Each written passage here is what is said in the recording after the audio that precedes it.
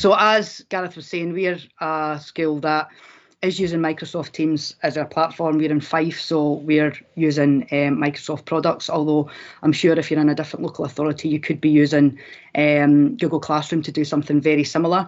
I'm the Microsoft Fellow for Scotland as well, and if anybody wants to reach out to me, you can find me on Twitter at SFM36 as well. So just to give you a wee bit of background on why we started doing live lessons, as Gareth said, very quickly into the year we started getting students going off, and I thought I need to try and keep them in and give myself less work when they return to class. And I asked my students that were in, I asked my students that were working from home if they could give me a couple of quotes, which you can see at the bottom there. And I loved the fact that one of them said, the one at the bottom there, is basically like sitting in class. They felt it was very much like what it was in the classroom, and when they came back to school they slotted straight into the lessons because we didn't have to go back over and tell them what they'd missed and catch up on it. And I put that little picture in because we quite liked the fact that I was able to give myself a high five in the meeting, so the kids were all laughing at that one. But something that is giving me less work is got to be a benefit. So in terms of my setup, it's very similar to what Gareth has said.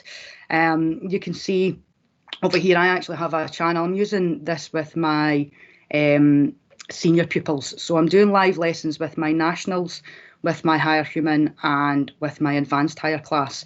And I've set up my team. So we have a channel that is called Live Lessons. So the students know that's where they're going to go for their lesson. I schedule the lessons to be at the same time as they would be in class. So if it's first thing in the morning, they have to get up and be on for 9 o'clock, which I know during lockdown that wasn't necessarily the case with a lot of them. And I also have a channel that's called Working From Home. So any information that I'm putting up for students that are working at home, they know that's where to go and look for it. And the kids that are in class, they don't really need to worry about that channel until they are working from home. So it's just trying to make it a little bit easier for them to find the information and know where it is that they've got to go for the meeting. So I schedule it and they turn up at the time, and the big join button, like what happens in this meeting, appears. So as Gareth said, I don't have, this is my classroom actually down the bottom here. I've got a slightly more upgraded board, but it doesn't have to, you don't have to have the fancy board. But you'll see there's a big sign on it that says no microphone or camera. So I don't have a microphone or camera attached to my desktop, which is over here. So I'm doing the second device. So what I do is, first of all, I go onto my desktop computer and I go into Teams and I join the meeting on my desktop computer. I then share the screen, which is what the board is showing. And then on a second device, I actually join the meeting as well. So I mute the second device. I make sure that there's no sound coming out of my computer. And I use the second device as my microphone and my webcam. And that could be done. I'm extremely lucky. I have a Surface laptop that I can use. But we've tested this out with iPads. We've tested it out with phones as well. So if you don't have a microphone or a webcam or something like that, you could use it with any other device or a laptop that's got a webcam built into it. And what I liked about the second device was, like Gareth, I'm kind of propped down here. I think on my next slide I've got a little picture of it. But what is on the board, the whole class can see, and what the person, this is what the student essentially is seeing at home. So you can see actually in this meeting, I had 3 students joining this one. They were all siblings of our class that was having to isolate, and they were isolating as well. But you can see a little me in the corner. So I join on my desktop computer and then I join on my second device. So the picture on the left-hand side is what the students in class are seeing. That's very much a stage photo. We were doing this the other day. And this is me at the board. So I'm writing on the board. The students in class are seeing this. Down here is the device that I am using as basically my microphone and my camera. And then what I see is this too. So I can actually see on my screen what it is that the kids at home are seeing. So I don't have to keep asking, can you see my screen? Are you able to follow along? And I can also see how much of a lag there is as well on it. What I can also monitor is the chat. Now, the biggest problem I had the first time I did this was trying to monitor the chat on my own screen up here. The student very much didn't want to appear on the screen in front of the classroom when I first did it. They had their microphone off the whole time. They didn't want to ask any questions, and they were posting comments in the chat. So by having the desktop shared here, I was able to look at my computer that was on my desk that was picking up the sound, and I could monitor any questions that the student was doing in the chat here. And also, because I had the camera turned on in it, the kid could see me standing in front of the screen. So they knew when I had kind of moved away from the board, come back to the board, what was happening. What I'd also did in our last lesson with one of the kids was that second device. I actually, once I'd talked at the board, I moved the second device to where that student sits in my class. And the student actually then worked with their classmates on a task together. They turned on their camera at that point, because before they didn't want to turn it on and everybody to see. They turned on their camera, they worked with their classmates, and they worked on a collaborative task together. And it worked really, really well. And they really felt like they were part of the class. We've had a few teething problems, and I would really encourage anybody to test it out first, test it out with somebody in another classroom to see how it works. We have on our boards the extend, so make sure your computer screen is duplicated to your board. There was a really bad echo coming through as well, so we had to mute the audio on my computer, on my desktop computer. But that has led to slight issues if we are watching a video with it, which is a solution that we've actually not really came to how to fix that yet. So if we are watching a video in class, it can be a little bit problematic with them. Don't have kids joining in the class as well.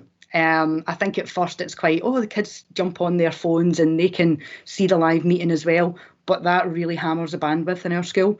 And at the moment, that is the most precious thing, to make sure things are running smoothly across the whole school. So I've said to them, if they only join the meeting if they're at home. And also being aware that not all of your students are going to be able to join a live lesson. I've been asking mine, tell me if you're going to be off, tell me if you're going to be able to join. If you want to send me an email to let me know any information, then please do. And it's trying to kind of make them aware of that.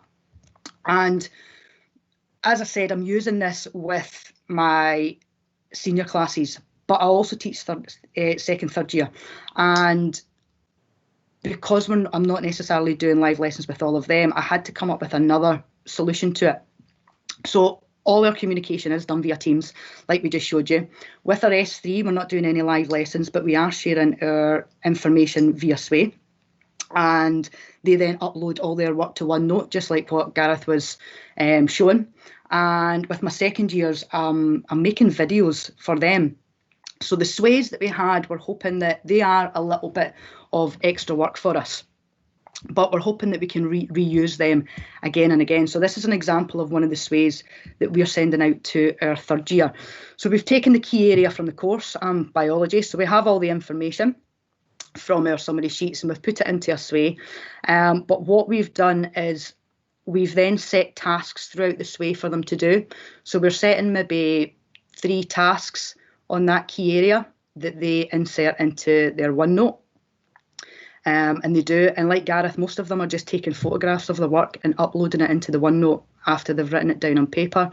And then what we're doing at the end, and I haven't actually got this in here, but once we get to the end of it, we're actually giving them a forum. So the final task that we've got is to watch a video, and it's not our video, it's a video that I've got off YouTube from Mr. Mitchell. I think he's over in Bearsden now. And we're asking them to watch the video to consolidate and then complete the forum afterwards. So we get some kind of information about the understanding. And the last thing that I'm doing is with the second years. So with my second year class, I was finding that quite a lot of them are not really engaging on the team. Every time they come to class, and I actually do this with most of my classes, I remind them of what the team setup is.